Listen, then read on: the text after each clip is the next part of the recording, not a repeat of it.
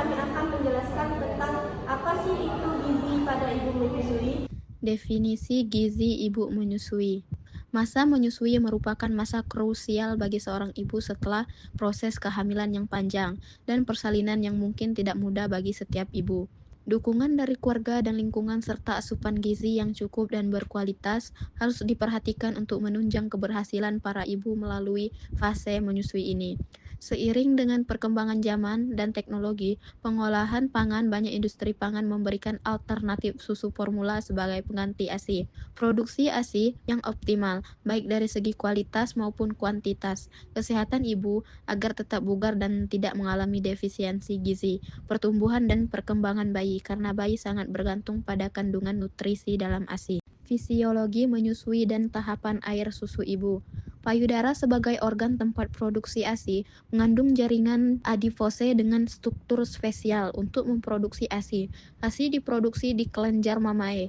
Sel kelenjar mamae mensintesis laktosa, protein, dan beberapa asam lemak yang akan disatukan menjadi cairan susu. Sel kelenjar mamae juga memindahkan vitamin dan mineral dari aliran darah ibu dan menyatukan dalam cairan susu. Jadi, asupan gizi ibu sangat mempengaruhi kualitas ASI yang dihasilkan oleh kelenjar mamae. Setelah proses persalinan, hormon progesteron dan estrogen ibu menurun. Penurunan hormon tersebut memicu pelepasan hormon prolaktin, hormon yang menstimulasi produksi ASI. Hormon kedua yang berpengaruh pada laktasi adalah oksitosin, yang disekresi oleh kelenjar pituitari di otak. Oksitosin mengirim sinyal ke otot kecil di alveoli mamae untuk berkontraksi dan mengeluarkan cairan susu ke saluran. Susu mikdux menuju puting susu nipple. Cairan susu dikeluarkan melalui pori-pori puting susu. Proses pelepasan cairan susu dari payudara ini dikenal dengan leg down reflex.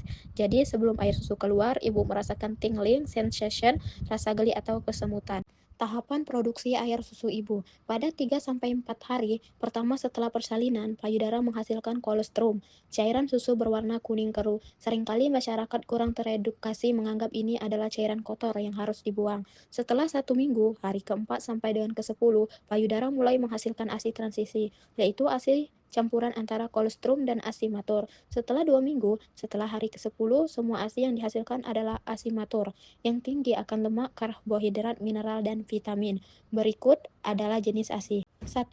Kolostrum. Kolostrum adalah cairan pertama yang keluar dari payudara ibu setelah melahirkan. Sebelum ASI, air susu ibu matang diproduksi. Kolostrum berwarna kekuningan, lebih kental dari ASI biasa, dan sangat kaya akan antibodi, protein, vitamin, dan mineral. 2. Transisi atau peralihan. ASI transisi atau ASI peralihan adalah ASI yang diproduksi setelah kolostrum dan sebelum ASI matang keluar secara penuh. Biasanya ASI transisi mulai keluar pada hari ketiga hingga hari kelima setelah melahirkan dan berlangsung selama sekitar 2 minggu.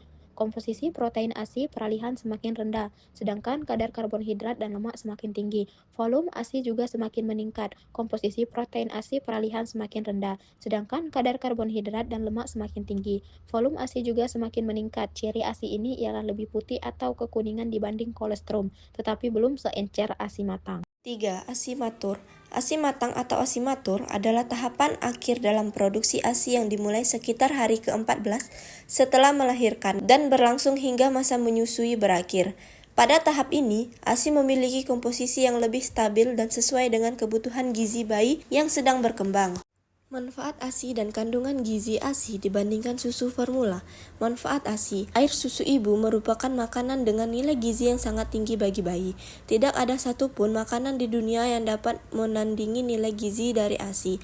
Ada berbagai manfaat dalam proses pemberian ASI atau menyusui, baik bagi bayi maupun ibu dan keluarga. Manfaat ASI bagi ibu. 1. Membantu pemulihan pasca persalinan. 2. Hormon oksitosin yang dilepaskan saat menyusui membantu rahim berkontraksi dan kembali ke ukuran normal. 3. Mencegah pendarahan. 4. Menyusui mempercepat penghentian perdarahan setelah melahirkan. 5. Menunda kehamilan kembali sebagai KB alami. 6. Menyusui eksklusif bisa menekan ovulasi, dan menyusui dapat menurunkan risiko kanker payudara dan ovarium. Manfaat ASI bagi bayi. Manfaat utama air susu ibu adalah untuk kesehatan bayi sebagai objek utama dari proses menyusui. Oleh karena itu, keutamaannya sebagian besar orang tua akan berusaha dengan maksimal untuk dapat memberikan ASI secara eksklusif selama 6 bulan dan bayi dilanjutkan sampai dengan usia 2 tahun. Ada beberapa manfaat ASI bagi bayi meliputi 1. Nutrisi lengkap dan seimbang. 2. Mengandung semua zat gizi yang dibutuhkan pada bayi, termasuk protein, lemak, karbohidrat, vitamin, dan mineral dalam proporsi ideal. 3. Meningkatkan sistem imun. 4. ASI mengandung antibodi, enzim, dan sel darah putih yang membantu melawan infeksi dan penyakit.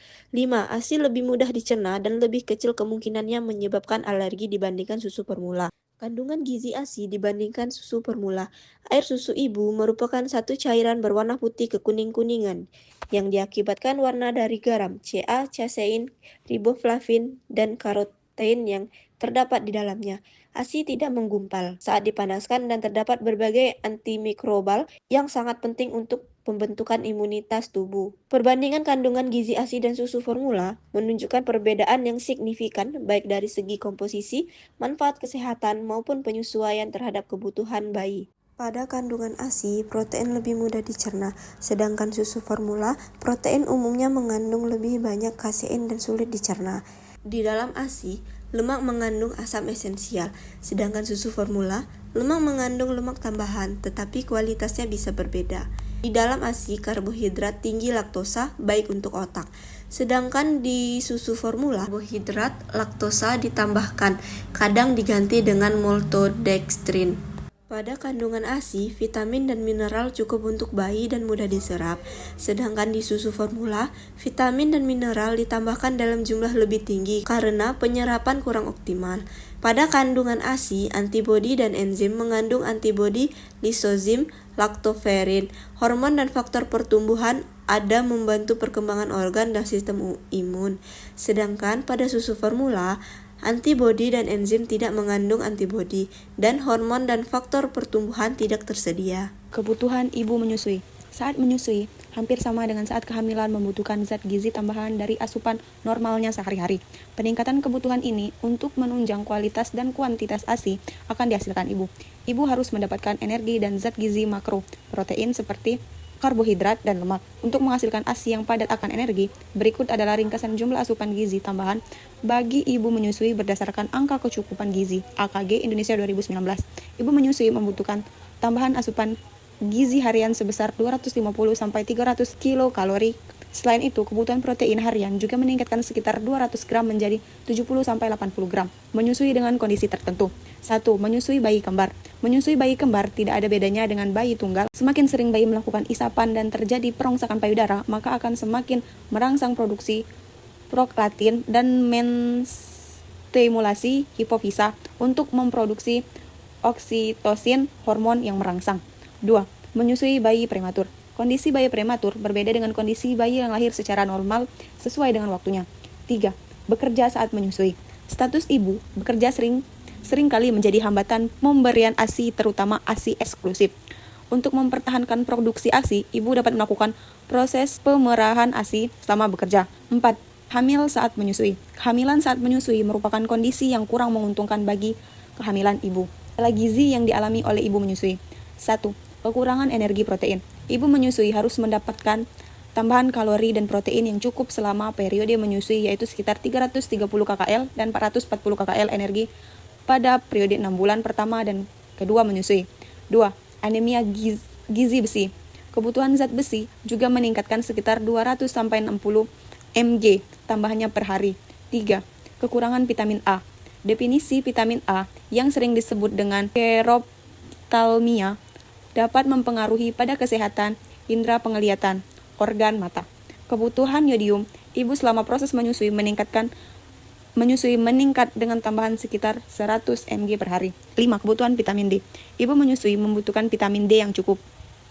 Kesimpulan, gizi ibu menyusui memegang peran penting dalam menentukan kualitas dan kuantitas air susu ibu atau ASI, serta kesehatan ibu itu sendiri. Selama masa menyusui, kebutuhan energi dan zat gizi ibu meningkat untuk mendukung proses laktasi yang optimal. Ibu menyusui memerlukan tambahan kalori, protein, lemak sehat, vitamin, dan mineral dalam jumlah yang cukup, seimbang, dan bervariasi. Konsumsi makanan bergizi dan cukup cairan tidak hanya membantu produksi ASI yang berkualitas, tetapi juga menjaga daya tahan tubuh ibu, mempercepat pemulihan pasca melahirkan, serta mencegah kelelahan dan gangguan kesehatan. Oleh karena itu, edukasi dan dukungan tentang gizi ibu menyusui sangat penting agar ibu dapat memberikan ASI secara eksklusif dan berkelanjutan sesuai anjuran kesehatan. Sekian dari kami akhiri. Wassalamualaikum warahmatullahi wabarakatuh.